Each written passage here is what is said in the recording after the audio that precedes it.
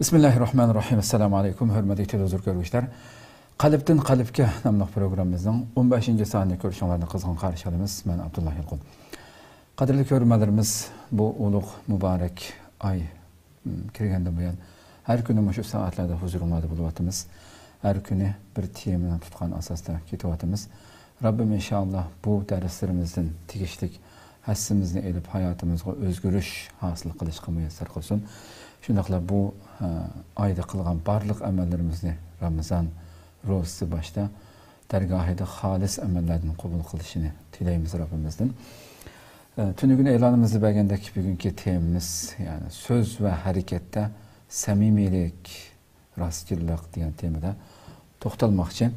Əlbəttə bu intayin muhim əməllər. Nurgun insanlar şu səmimilik bulmağanlıq səbəbindən dinimiz nurgun sübətlərlə o bir insan tağdək yaxşı əməllərini insanların nəzərdə közdə qılıb etişimiz mümkün, nurgun kişilərin maqtışığı erişimiz mümkün, mədiyələrə erişimiz mümkün. Amma bu sübət Rabbimiz tələb qılğan, dinimiz tələb qılğan bu səmimilik, rastgirlik bulmaydı ikən dünya qədər bir iş qıvətsək mi? Nəticədə Allah dərgahida erişidiğən hiçbir nəsə qanmağan şəkildə qupquruq berib qalğan gibimdir. Şunun üçün bu əlbəttə barlıq əməllərimizi tələb qılınğan nəsə boğaşqa bunu texami bir inciki bir şəkildə düşünüş üçün oturubduq. Bugünkü programımızın əziz mehmini həmala tanışıb boğan hürmətli ustaz Şərq Türkistan Ölümalar Birliyi rəis vəkili Mahmudcan Damoğlu'nun təklif qıldığı qiymetli vaxtını çıxarıb xətəmdaşlıq qılğanlar üçün köpdən köp rəhmət ediyoruz. Allah razı olsun. Rəhmət.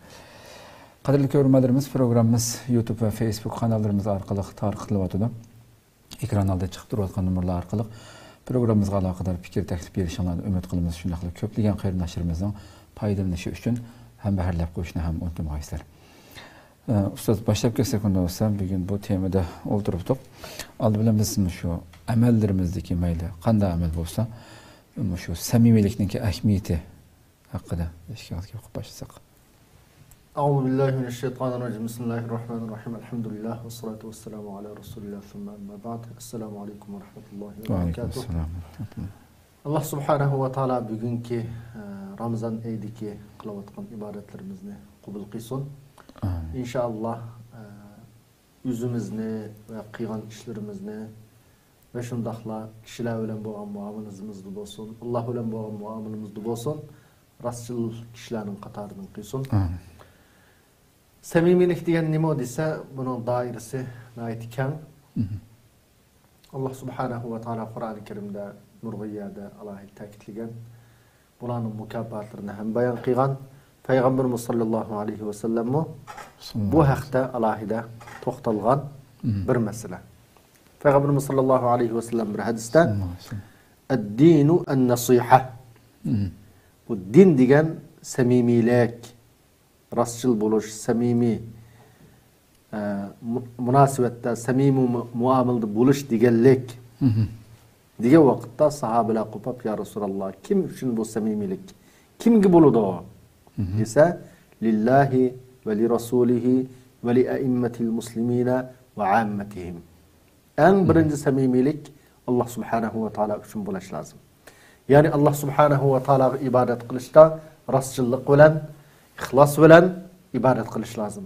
Allohga hech qanday shirik keltirmaslik lozim. Allah subhanahu va taoloning buyruqlarini to'liq ijro qilishga tirishish, Allah cheklagan ishlardan qudratining yetishishi, Allah cheklagan ishlardan to'liq yenishishi lozim. Payg'ambarimiz sollallohu alayhi va sallamga bo'lgan samimiylik nima desa, Payg'ambarimiz sollallohu alayhi va sallamni ulug'lash, hurmatlash, payg'ambar deb tunish va shundaqla Rasulullohning sunnatiga ergishish, amal qilish, mana bu payg'ambarimizga ko'rsatilgan samimiyat shu. Ondan musulmonlarningki podshohlari, olimlari va shundaqla umum musulmonlarga, har qanday musulmonga samimiy bo'l deganligi, uning gap so'zda samimiy bo'lish, muomalada samimiy, rastchil bo'lish va shundaqla xato ish qilsa, u xato ishdan ularni to'sash qudratining yetishicha, xatoga yaxshilik buyurib, yomonlikdan to'sishning o'zimi mushu samimiyatning qatoriga kirdigan ish. Shuning uchun har qanday bir musulmonning amali Müminning ameli bu samimiyetden, bu rastçılıktan yıraqlap ketip qalsa, bu haba'an mansuralık. Baka ketken, xuddi qum chechib etgandeklamcho, baka ketken mushundaq bir amalga aylanib qaradi. Vazni yo'q. Ya'ni jin qo'ltamaydigan bir amalga aylanib ketadi. Chang tuzan bo'lib ketadi. Shuning uchun Allah subhanahu va taolo Qur'oni Karimda nurg'un oyatlarda samimiy bo'lishni buyurgan va samimiy bo'lganlarni cho alohida maqtagan va danglagan. Ko'pdan ko'p rahmat. Do'stim ishlardan başlasak Qur'onimiz rostchil va samimiy ekanini qanday sifatladi? Birinchi bo'lib Allah subhanahu va taolo masalan Qur'oni Karimda bularninki eng birinchi bo'lib o'zining haqiqiy rostchil ekanligini, samimiy ekanligini bayon qildi. Qul sadaqalloh masalan. Va man asdaqu minallohi qila va man asdaqu minallohi hadisa. Allah birdan bir samimiy rost so'zligichi. Hadis söz tarafdan Allah'tan mı rast sözlüğü var mı hadis? Elbette yok. Özünün en rastçıl, en samimi ikenliğini bayan kıldı. İkinci olarak peygamberlerinki samimi rastçıl ikenliğini bayan kıldı. Mesela وَمَنْ يُطِعِ اللّٰهَ وَالرَّسُولَ فَاُولَٰئِكَ مَعَ الَّذ۪ينَ أَنْعَمَ اللّٰهُ عَلَيْهِمْ مِنَ النَّبِيِّينَ وَالصِّدِّقِينَ وَالشُّهَدَاءِ وَالصَّالِحِينَ وَحَسُنَ أُولَٰئِكَ رَفِيقًا. Dep muş ayetimi bu rastçıl kişilerinki Allah'ın Resulü ergeçken boysunduğan kişilerinki peygamberler bilen rastçıllar bilen bulduğanlıkını bizge çok bildirdi. Müminlerin umumiyizlik buyurup ya eyyühellezine amenuttakullaha ve kunu ma'as sadiqin. İyi iman etken müminler sila Allah'tan korkunlar. Sila rastçıl kişiler bilen birge olanlar. Dep bu ayet kaçan düşken diyse Tebuk uruşundan keyin düşken. Tebuk uruşuga Peygamberimiz sallallahu aleyhi ve sellem sahabelerine bu uruşqa berişqa qiziqtirib buyurgandan keyin aldı keyin olap 80'dek belki 80 neçe 100'ge yakın kişi qep qalgan, bu uruşqa chiqmagan. Shularning qatida 3 adam samimiy rastçıl adam qep qalgan. Qalan 80 neçe bu münafık yalgancılıydı. Münafıklıydı. Şunun bilen Peygamberimiz sallallahu aleyhi ve sellem uruşdan qaytıp kelgenden keyin helik 80 neçe adam ço Resulullah'ın yanına varıp vay mening o işim çıkıp qalap, bu işim çıkıp qalap, palani yadik etizligim yoki pustani yadiki tugam manda olgan yoki manda kesel bo'lib qolgandim, u bo'lgandim, bu bo'lgandim, ya balam ag'rib qolgan degandek har xil banalni yalg'andan ço bana gösterken. Özür koygan, yani özünün çıkanmay qalganligidan afu sorgan, özür sorgan. Xo'sh. Peygamberimiz sallallahu aleyhi ve sellem ularninki özürsini qabul qilgan. Allah sizlarni afu qilsin debcho. Shunda deb qo'ygan. Degandan keyin uchaylan shuning biri Ka'b ibn Malik hamda Peygamberimiz sallallahu aleyhi ve sellemning yoniga kelgan. Kelgandan keyin sen nima deb chiqmading? Ha desa, ya Resulullah, sizlar Tabuk urushiga menga vaqtda men har tarafdan basam bara olaydim. Hozir men gapga usta. Sizlarning oldinglarda nima gap qilib bir ustulik bilan ya u bo'lgandim, bu bo'lgandim deb chiqib ketsam chiqib keta olaman. Lekin buningga mening ko'nglimcha unimaydi. Unda yolg'on gap qilishqa sizlarning oldinglarda turib, yolg'ondan o'zini to'qib chiqishqa mening iymonim, ko'nglim unimaydi. Mening hech qanday o'zram yo'qdi. Chiqsam chiqa olaydim, tinimni saqlamdi, hatto tugillarimni tayyor qilib qo'ygan chiqishqa. Lekin men chiqolmadim. Degandan keyin ma'u rost gap qildi. Buning masalasini Alloh araydi. Deb chiqarib o'tgan, u yerdan chiqib 5 kundan keyin cho desa, ash uchaylan, ya'ni ikkalan bor, ulim rost gap qilganlarni. Bizning hech qanday o'zrimiz yo'q ya Rasululloh. Lekin biz shuna sababsiz chiqmadik. Chiqolmay qoldik degandan keyin 3 yil aylangancha embargo yurgizgan sahobalarga. Hech kishim ularga gap qilmasin, hech kishim salom qilmasin. Hatto axotullahcha biz-bizdan ayrilib tursin. Allohning hukmi tushib olsa. Allohning hukmi tushganda deb ularni odatda 50 kun 50 kunmi deyiladi. 50 neçe gün boşunda embargo yürgizilgen asaslı bulaqib qalgan.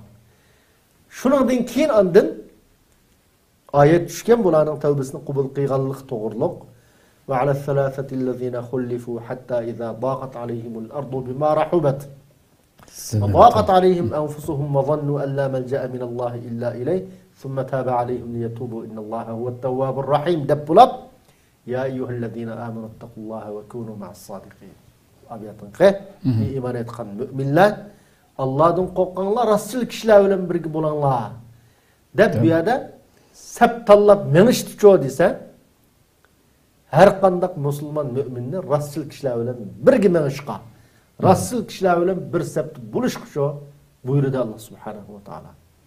Demek şunu için biz hayatımızdan da acayip mühim. Mümkün o rasul kişi gep olmaslığı. O rasul kişi hayacanlıq gep qılanmaslığı. Başkalarını aldayanmaslığı mümkün. Lekin her qandaq bir mümin Qayil qılanmaslığı mümkün. Qayil qılanmay qilishi mümkün. Her qandaq bir mümin yüzünün bir qarindishi, yani bir müminninki, musulmonninki samimiy, rastçıl ekanligini bilse, çoqum onun bilan birge menish lazım. Aldamchilarning keynidan shu mangmaslik lazım. Aldamchilarga gol olmaslik lazım. Demek bu ayette rastçıl kişiler yüzanlar cemaatlashib birge manglar deb umum müminlarni buyurdi. Ondan başka mesela liyeziyallahu sadiqina bi sidqihim ve yu'azzibal munafiqina in şa'a ve yetuba aleyhim. Xo'sh. Rasul kişilerge ularning qilgan rasullikqa Allah subhanahu wa ta'alaninki katta mukofotni berdiganligi. Ve mush haqda hamda Qur'oni Karimda innal musaddiqina vel musaddiqat deb ayet var. Rasul erlar, rasul ayollar. Samimi er ayollar ularga munda mukofot bor deb bayon qilingan bo'lsa, bir oyatda masalan umumiylik yaxshilikning turlarini jug'lagan Sura Baqaradagi bir oyatda mushin jug'lab mush ishni qilganlar ulaika humus sodiqun. Ana shular rasullar. Leysal birra an tuwallu wujuhakum qibala al-mashriqi wal maghrib walakinnal birra man amana billahi wal yawmil akhir wa iqamis salat. Yani bu dinimizde bor. Amalli waqon umumiylik sanıp etib şu amallarning hammasini uningdan keyin andin şu yuqoridagi amallarni joyida qilganlar mana bular rasullar deb sifatlagan. Demek rasullik hamma yaxshi amalni jug'laydigan amil. Her qandaq bir musulmonda haqiqiy samimiylik, xususan özünün iş hareketideki samimiylik rasululuk bulmasa, bu çağda şu yukarıdaki nurgun emellerinin cahil kılanmayı birgen. Bunu cahil arlaştırıp itidu. Nurgun insan adette as-sıdq kılgan Arap dilinde nima dese, bu bir insanın ki digen sözünün ameliyatga uygun buluşu. Digen sözünün ameliyatga uygun bo'lganligini sıdq deb ataydı Arap dilinde. Lekin bu yerdeki biz en muhim to'xtalmoqchi bo'lgan mazmun nima desa, mumkin nurg'un inson gap qilgan vaqtda to'g'ri gapni, rost gapni qiladi. Xo'sh.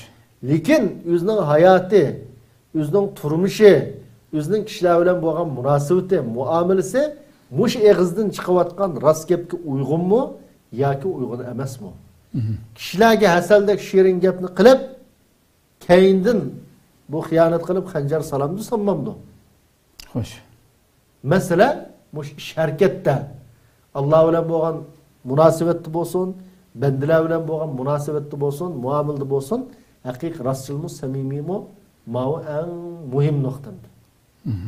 Bu şerde samimiy bo'larsak, andın başqa yerda şu sözlü samimiy bo'lmas, uning ham amaliy yaxshi natijasini ko'ra olamiz. Shuning uchun Qur'oni Karimda bu rasullikninki ne kadar muhimligidan payg'ambarlarni sifatlash şu ve zikru fil kitabi İbrahim innehu kana siddiqan nabiyya mesela. İbrahim aleyhisselamni sifatlabmi? Siddiqan nabiyya, o shundan rostchildi. Rostchil payg'ambardi deb sifatlagan. Umum payg'ambarlarning sifatlariga qarasak, mesela İsmail aleyhisselam ve zikru fil kitabi İsmail innehu kana sadiqal va'd ve kana rasulan nabiyya. İnnehu kan ve zikru fil kitabi İdris innehu kana siddiqan nabiyya. Deb mush payg'ambarlarning sifatiga qarasak, payg'ambarlarni Allah subhanahu wa taala rostchilik bilan sifatlagan. Demak, bizning payg'ambarimiz sallallohu alayhi va sallamning payg'ambardan bo'lishdan ilgirki sifatimi Makkada nima edi desa, rostchilik. Shundan keyin bu Muhammadning dinining tarishini qanday to'saymiz, kishilarni qanday qanoatlantirmaymiz degan vaqtda biz qo'pab buni yolg'onchi deyli, u deyli, bu deyli desa, voy bu Makka xalqining hammasi buni rostchil deb tunilgan tursa, hozir yolg'onchi desak qanday aplashir ekan. Necha 40 yilni yoq rostchil deb tunilgan odamni endi qo'pab masalan, voy bu yolg'onchi desak, kim buning ishini deb oxirisi bularning ittifoq kelgan narsa nima bo'lgan desa, buni sehrigar deyli. Chunki sehrigar ashunday kishilarni oldiyalaydigan bo'lgandan keyin buni sehrigar desak, sehrigarlik ota-onani, xotinni ayirib turgan muyinda ishini qilgandan keyin Muhammad muhazir nurg'un ota-onani bizdan ayrilishga sabab bo'lgandan keyin sehrigar deyli deb mushunga ittifoq kelgan. Nima uchun desa, rostchilik degan sifat payg'ambarimizda payg'ambar bo'lishdan ilgari botinda. Uning ilgirdim tepilgan sifatda. Shuning uchun payg'ambar bo'lgandan keyin hech qaysi yolg'onchi deyilmagan. Bugungi kunda har qanday bir musulmon rostchil bo'ldi ekan, buni dushmanlarmi, hatto dinsizlarmi yolg'onchi deyilmaydi. Yolg'onchi deyilmaydi. Shuning uchun bu eng muhim har qanday bir musulmon o'zida yetildirish tegishlik bir muhim sifat munofiqlarningki sifatining aksidandir. Xo'sh. Rabbim albatta har birimizga bu go'zal bir sifatni o'zimizning shaxsiyatiga aylantirib bersin. Haqiqatan siz yuqori tilga o'tganmi shu Tabuk g'azatidan qilib qolgan, rostchil bo'lgan. Boshqalarning hammasi bir bahona o'tib ketdi. Ka'b radhiyallohu anhu boshliq bu 3 sahobaninki shu tasvirlaydigan hadis kitoblarim tafsirladim. Samimiy kishilarning kamda samimiy bo'lganligi sababidan ashundaq embargoga shu zimin shunchalar kang zimin tortilib ketdi ular. Qur'onning ifodasi bilan hamda Allohning ifodasida bu hamda. Shunchalik tortilib ketdi, ammo hech din dunyomizda hatto shu 50 kundan ortiq shu embargo yurgizilgan vaqtida boshqa kofirlar anglab uni o'zining tarafiga tortib olib ketish uchun qilmagan hiyla-makarni ishlatdi. Sizni Muhammad maslanga shundaq sizni bir embargo yurgizib sizni shundaq qilibdi. Biz sen bizning qishimizga kelgan nimani sen beraylik deb ham. Shundaq qiziqtirishlar uchirdi, ammo samimiyligidan, diniga bo'lgan nimadan hech qaysidan tabralmay turib oxirida Robbining mukofotiga erishdi. Haqiqatan insonni o'ylantirdi bu manzillar. Hamda shu hayotimizda nurg'ulg'an amallarni inson hamda boshlagan vaqtida nihoyat hayajon bilan, samimiylik bilan boshlab, rostchilik bilan masalan chin ixlos bilan boshlab, ashuni oxirigacha tugatguncha bir insonning shu samimiyati, shu qizg'inligi bilan qilishimi bir masala bu. Ba'zida o'tirib kelgan vaqtida herib qilishi yoki niyatlari boshqa o'zgarib ketishi mumkin. Bu hamda mu'minning hayotida uchraydigan bir fitnalarning birisida. Shuning uchun amallarimizda boshdan oxir samimiy bo'ladi. Tabiiy holda bizning insonning qo'ldan keldig'ini qaysi desa, qattiq tirishish, xo'sh, Alloh subhanahu va taoladan tavfiqni tilashadi. Allah bunu Kur'an-ı Kerim'de bizge ügetti mesela. Ve qur rabbi adkhilni mudkhala sidqin ve akhrijni mukhraja sidqin ve cealni min ledunke sultanen nasira. Yani meyle bir işini qilishda olsun ya amaldan chiqishda olsun har qanday vaqtda yine rastçıl qilg'ini farvoydigarim deb o'zining payg'ambariga buyurdi. Rastçıl kishilar bilan birga ishni qilishga muvaffaq qilgan, o ishdan chiqishdim-cho yana rastçıl kishilar bilan birga qilgan. Chiqishim, kirishim. Yani har qanday bir ishni qilishim, davomlashtirishim, o ishni tugatishim hammasiga-cho menga rastçıllikni oson qilgan. Dedi ahirisi vajalli min ledunke sultanen nasira dedi. Yani özleri taraftan bana şundak bir yardımni aymışlar. Ben güçlük yardım kılıp tutsun bana. Dep yüzden peygamberin Allah subhanahu wa ta'ala buyurdu. Bunundan nemi çıkıdı dese bir işini başlayan vakitte şundak güçlük irade olan, samimiyet olan başlayan takdirdi mu mümkün insan ezip gitişi. Çünkü peygamberimizni buyuruvatdı Allah subhanahu wa ta'ala. Marmada tilade. Unda bo'lgandan keyin tabiiy holda biz ümmet sübtimiz bilan texmi buni cho tirishchanlik qilishimiz lozim. Masalan, nurg'un odam musulmonlik yaxshilik qilaman deb bir odam huquqdor bo'lishi mumkin. Keyin huquq orqali mol dunyo manfaat keladigan ish bor. O'zgarishi mumkin. Shuni bilan o'zgarib ketishi mumkin. Boshda shunda ixlos bilan bir ishga kirib, keyin o'zgarib ketishi mumkin. Hatto masalan bir imom deylar, namozni boshlagan vaqtda shunda ixlos bilan boshildi. Shunda Qur'onni go'zal o'qibdi, o'zim ta'sirlanib qoldi. Hazab yaxshi o'qiyaptim deb masalan namozni ishib turib ta'sirlanib qoldi. Shuning uchun ta'sir ko'rsatildi. Amalninki haqiqiy samimiy bo'lishiga ta'sir ko'rsatiladi. Shu payg'ambarimiz sollallohu alayhi vasallam laysa lirrajuli min salatil mar'i illa ma aqil dedi. Ya'ni bir insonning o'qigan namozining qaysi shu odamning manfaati uchun bo'ldi desa, shu namozni o'zi bo'lib turib o'qigani. Ya'ni aqlushi o'zining nima ish qilayotganligini bo'lib turib o'qigani shu odamning manfaati uchun, qolgani u odamga bo'lmaydi dedi. Buningdan nima desa, masalan, bir inson ko'migan, yodiga kelmagan ish namozga kirganda yodiga kelishi mumkin. Hali qiziq bir hikoyani bayon qildi. Bu odam İmam Ebu Hanifa'nın yodiga kelibdi, ya imom, men bu shunday bir oltinim batı bir ata-onamdan miras qolgan. Ben bunu bir daraxtning tugiga ko'mgan. Lekin qaysi daraxtning tugiga ko'mganligini bilmadim. Qanday qilishim kerak deb so'rabdi. So'ragandan keyin Imom Ebu Hanifa sen bugun kecha saharda qo'pab ishkirkat namoz o'qig'in nafil namoz. İnşallah shu chaqda andin fuqsan. Allah sana bildirdi debdi. Degandan keyin bu odam ha ma'qul deb saharda qo'pab bir zirkat namoz o'qib, ikkinchi zirkat shunday saydi ko'ribdi ekan, darhol yodiga kelibdi.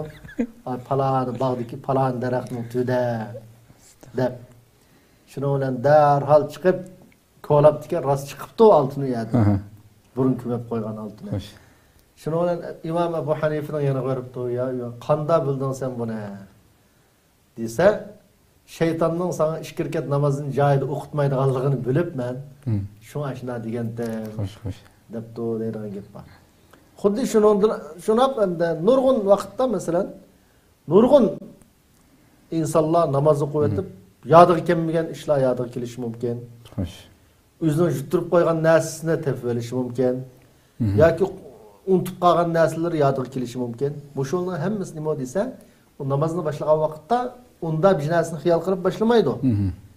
Lekin shaytonninki shayton harakatida shayton mardom harakatda o'g'a chiqqan. Ashna bilan bo'lsa-mi? Ashna o'g'irlayotgan gapimda. Namozni o'g'irlayotgan gap. Shuning uchun masalan biz nafl namoz o'qishga buyurildik, sunnat o'qishga buyurildik, zikr o'qishga buyurildik.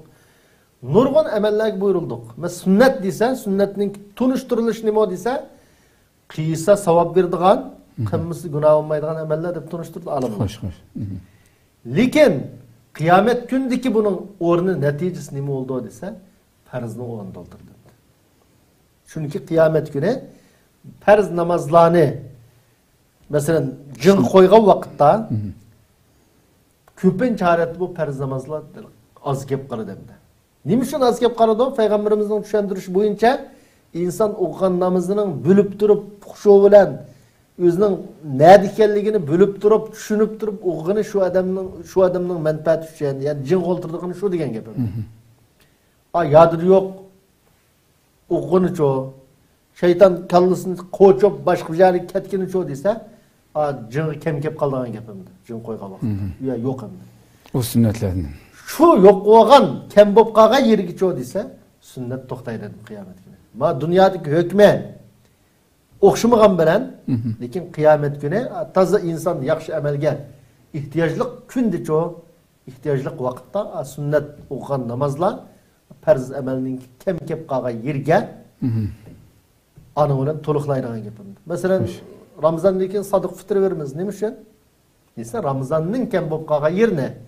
Ashunda masalan, payg'ambarimiz qanday bir odam yolg'on so'zilsa Ramazonda, Allah onun Ramazon'a ihtiyacı yok dedi. Unda deganligi Ramazon baka olib ketib tutmagan bilan o'xshashmi bir odam Ramazon tutib ketib etib masalan yolg'on so'zlab qoldi deylar. Yolg'on so'zlab qolib, "Voy, Ramazon buzilib ketdi hamda" deb suvni kelib ichsa masalan ya tamoq yesa bo'lamdi desa, ya bo'lmaydi. Xo'sh.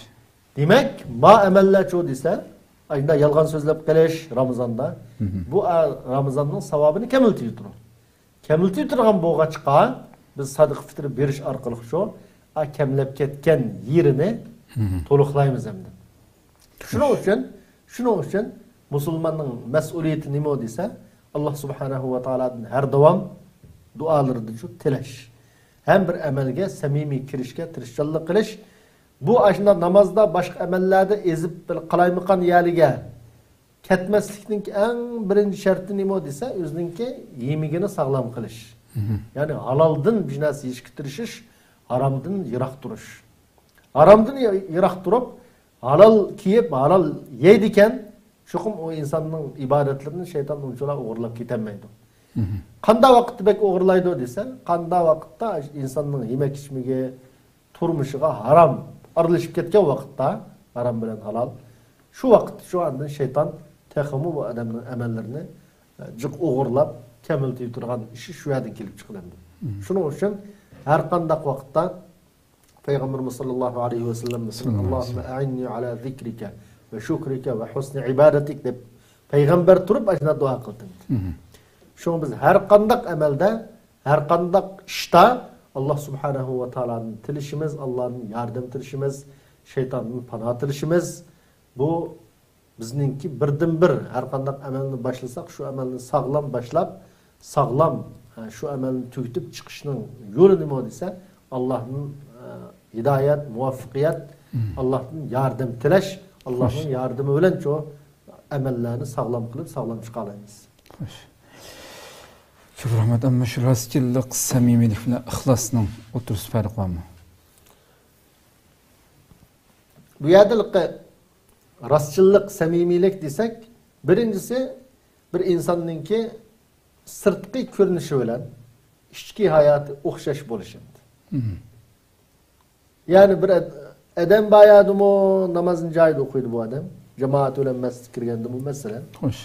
Uyda yolg'iz namoz o'qib qolsa, namozini joyida o'qiydi. Erqe o'zgarib qolmaydi. Mesela masjid chiqsa 15 minutda o'qiydigan namozni uyda 5 minutda o'qib o'tmaydi. Yani o'xshash. Bunda bo'lsa, bu adam hem rastçıl adam bo'ladi, hem çok ixlosmand adam bo'ladi. Xo'sh. İkincisi, kishilarninki ma'lum bir shaxsninki qilayotgan amaliga qarab, xalqla ya ayblidi, ya maqtidi. Eyblishi bilan yag tushib ketmaydi bu odam. Xo'sh. Maqtishi bilan shu osmonga o'lib ketmaydi. Ya'ni xalqninki eyblishi yoki xalqning tilishi bilan o'zining qilayotgan yaxshi amallarda ta'sirlanib qolmaydi. Davomlashtirib qilaverdi. Amalni boshlashdan ilgari olsun yoki qilayotgan vaqtda olsun, ya qilib bo'lgandan keyinchi o'xshash. Xalqning gap so'zi bilan ta'sirlanmaydi. Tillisin yoki maqtisin. Mana mushundaq sifat tepilgan odamda bu ishkili sifatcho, buning tabiiy holda rostchilik bo'lganda mushunda bo'lgani bo'ldi. İxlos tepilgan vaqtda mushunda nima bo'lgani bo'ldi. Samimiy bo'lgani bo'ldi. Har qanday vaqtcho o'xshash hali o'zgarib qolmaydigan bo'lsa. Xo'sh. Üçüncüsü eliqe yüzde yok bir işqa mesela xalqni qanoatlantirishga tirishmaslik. Mesela bir insan deylik mesela rastçıl emas ya samimi emas mesela bir yaman sifat var. Mesela işencisiz muamelda. Aşında turib xalqliga o'zining ait ishonchlik ko'rsatishga yoki o'zining qalbi takabburlik bilan to'shab ketgan odam, lekin xalqliga o'zini kamtar ko'rsatishga til orqali tirishib, gapni tatliq qilib, til orqali kishilarni o'zida yo'q narsaga qanoatlantirishga tirishmaslik. Qanday bir inson, chunki nurg'un odamlar vardı. Gap so'zni joyida. Har qanday bir odam onun bilan birdam o'ltirib gap so'zni anglasa, azab bir obdan gap qildi odamkan mau deb qoladigan. Xo'sh. O'zida yo'q bo'lgan sifatni ya o'zida yo'q bo'lgan bir axloqni xuddi o'zida badek ko'z tutib turib, kishilarga cho muomala qiladigan, o'zini yo'g'on ko'z turgan, o'zini sharafli ko'z turgan, amaliyotda undan yiroq masalan. Mushunda ishildan yiroq bo'lish lozim. Qanday bir odamda bunda holatda bo'lib qolsa, masalan, o'zida yo'q bir narsani chiroyli ko'rsatishga ba ko'rsatishga urindigan bunda holat bo'lib qolsa, hem ixlosmi yo'q bu odamda, hem rostchilik, samimiyatmi yo'q odamda. Xo'sh.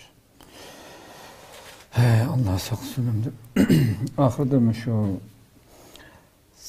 olimlarning shu rostchilik haqida, samimiylik haqida e'tiqodlari haqida bilishga qisqa bir shaklda deb tugatsak. Bu haqda salaf olimlarimiz aytdi, nurg'un bu rostchilikning ahamiyati, buningki ne kadar güzel ish ekanligi haqida to'xtalib, masalan bir olim bu rostchil odamninki har qanday odam bunga muomala qilsa bir xil hayvatli ko'rinadi bu odam. Har qanday odam ayminadigan hayvatli ko'rinadi. İkincisi bu rostchil odamning gapimi shunday tatlaq, har qanday odamning o'ng'isi keladigan bo'ladi. Üçüncüsü bu rastçıl adamның yüzümü çok nurluq oldu, çıraylık oldu deptiken. Yani bir adam, ben Allah Subhanahu ve Taala'ga rastçıl bir kiçe Allah'a hakiki samimiyet bilen ibadet kıyganımның üzü Allah yolda kılıçım bilen cihat kıygandım mı bunu ben ebzel dep qarayman. Dep salaflarımızdan birisi şu. Yani samimiyet bilen Allah ibadet kılışınınki ne kadar muhimliğini bayan kılmakçı. Üçüncüsü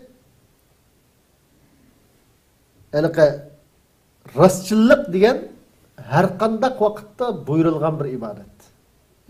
Şunamı rastçılıkning vaqti yo'q. Kunu ma'as sadiqin. Kunu ma'as sadiqin. Liyajziyas sadiqina bi sidqihim. İnnel musaddiqina vel musaddiqat mesela. Nurgun ayetlerde bunun namazdak mesela ya hacdak ya Ramazan zakatdak bundan vakti yok hem de bunun. Müslüman'a devamlıq farz. Devamlıq farz hem de bu.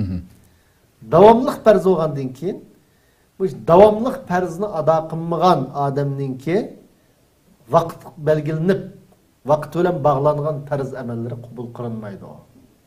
Namaz roza. Yani her daim rastçıl bolmasa, samimi buluşqa tirishmasa, namaz roza o'xshagan vaqtga bağlangan ibaretler çoğu bu kabul kılınmaydı deptiken alimlerimiz.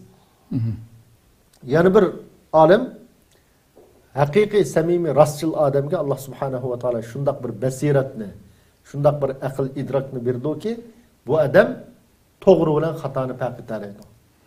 Batıl bilan haqni farq etadi. Yani ikkisi qalb ko'zi ochiq odam deydi. Qalb ko'zi ochiq odam ikkisi shu ayrim muomala qila oladi. Haqninki aldam xaltisiga tushmaydi. Har qanday vaqtda kimning to'g'ri, kimninki xato yadi ketayotganligini cho bilib turdi deb tasvirlab ekan. Yani bir alim rastçılık degan cho desa bu mushu rastçılık darajasiga Qur'oni Karimda sifatlangan ma'an nabiyyina was siddiqin deb sifatlangan oyat var. Siddiqin deb sifatlangan shu rastçıl kishilar bilan birga bo'lishga yetishning yo'li nima desa samimiyat. Samimiyat bo'lgan vaqtda chunki bu oyatning o'zida ma'an nabiyyina was siddiqin dedi. Demak payg'ambarlik darajasidan keyin ham nimani o'tirib qo'ydi desa siddiq degan bu darajani o'tirib qo'ydi. Unda bo'lgandan keyin mushu darajaga yetishninki birdan bir yo'li nima desa bu odam chuqum samimiy rastçıl bo'lish lozim. Ya'ni o'zininki so'zi qilayotgan amali bizga mos keladigan bo'ladigan vaqtda andın aş peygamberinin yeni turduğan şu derecede bulanaydı o. Bayan kıygan ve bunundan başka nurgun bu ayakta alimlerimizinki, seleflerimizinki muhim sözleri var. Peygamberimiz sallallahu aleyhi ve sellem'in en mühim sözü bu rastçılık hakkında aleykum bis sıdk. Sizler rastçılıkını lazım tutunlar. Yani rastçıl bulanlar. Bunun için eslanlar. Nimiş kadıysa fe inne sıdka yahdi ilal bir ve innel bir yahdi ilal cennet. Bu rastçılık insanını yaxşılıkka başlaydı. Yaxşılık neye başlaydı? Cennetke başlaydı. Bunda boğandan keyin her qandaq vaqtda musulmoncha desa rastçıl buluşqa tirishish lazım. Meyli Allah bilan bo'lgan munosabatida, payg'ambarining sunnati bilan bo'lgan munosabatida, andın o'zining musulmon qarindoshlari bilan bo'lgan munosabatida, oilasi bilan bo'lgan munosabatda cho'qim rastçıl bo'lishim lozim. Mening jannat kirishimning yo'limi shu. Xo'sh. Deb tungan vaqtda inshaalloh samimiy yashayalaydi. O'zining qilgan so'zi amaliga uyg'un keladi va shundaqli bu yolg'onchilikninki ne kadar yaman amel ekanligi Peygamberimiz Muşadis'nin ahirisidan yalgancılık fucurgu başlaydı. Yani eskilikке yamanlık başlaydı. Yamanlık neye başlaydı? Devzak başlaydı diyen. Onda boğandan keyin bu yalgancılıkның devzak başlaydıgan, devzakka biket olap mağdıgan bir yol ekanligi, yaxşılıkның ço, rastçılıkның ço desa cennetke başlaydıgan bir yol ekanligini bilish lazım. Hoş. Köptün köp rahmet, Allah razı olsun. Çok güzel eşip bana rahmetine. Kadirli görmelerimiz şunu kılıp 15. sanimiz mi müşahede ahırlaştı. Rabbim anlap öttük bu vez nasihatlerden tekişlik nesibimizden edip benim şundak hakiki içteşi okşaş, sadık, rastçıl, samimi müminlerden kılışın Rabbimden tüvençilik bilen sorayımız. Çünkü aldığımızda biz yetip barıdığan Rabbimizin dergahida yevme yenfe'us sadikine sidquhum. Bu şu dünyada onların şu rastçılığı, samimilikimizle esqatılığan bir künge kitibatımız. Onundan başka her kandak nesinin hiçbiri ne yüz abroy dünyadaki, ne mal dünya, ne balıvaka, ne mensef, hiçbir neyse esqatmaydı Allah'ını. Fakat şu samimilikimiz her bir ameldeki rastçılığımız, samimilikimizle esqatılıq Allah'ını Rabbim nurgun ayetlerde tilak aldı. Yani şundak baxtlik müminlerden, şu müminlerin içinden kılsın, emineti biz nurgulluğun emellerimizde, kılıvatkan işlerimizde şunun layık bulanmayatımız, her birimiz özümüz bilimiz, nurgun kemçiliklerimiz var. Yani eğer de biz kılıvatkan hatalıklarını, şunu bazı alimler deydi o insanın kılgan hatalıkının eğer de puruk olgan bolsa, işlevatkan cinayetlerimiz, hatalıklarımızın ki, zimin sesixçılıktan mangul olmaydı deydi. Rabbimizni ana şundak özünün rahmetiga erişken yevme la yenfa'u malun ve la banun illa men atallaha bi kalbin selim. Şundak Allah'ın dergahida şu Rabbinin qaşıga sağlam kalp bilen, pak kalp bilen, samimilik bilen, rastçılık bilen aşundak bağmıgan insandan başka hiçbir ne mal dünya, ne perizent hiçbir narsani esqatmaydigan şundak bir künni kütüp atqanligini her bir insanın ki Rabbim bayan qilgandek şu sağlam kalplik, samimi insanlardan kılışın tüvencik bilen sorayımız. Bulup mu, muşundak ulug saatler, minutlarda, muşundak ulug aylarda kılgan barlık dualarımız Rabbim tarafından icabet kılınışka en yakın boğan saatler turuvatımız. Her bir kıyırındaşlarımızdan, halkımızdan bizler üçün hayatımızın ahırıgaça müstehkem mağalişimiz üçün. Çünkü insan ayetinin bulduğalıqını bilemeyimiz. Sizlerden muham bizler üçün dua koşunlarını tüvençik bilen sorayımız. Rabbim benim şundak hakiki samimi müminler süpütü yaşap şu şekilde cenimizni onunla teslim kılışka nisip kılsın deyimiz. Rabbim ömür ve saate okşa saati körüşküşe aman bu gayslar. Esselamu aleyküm ve rahmetullahi teala ve berekatuhu.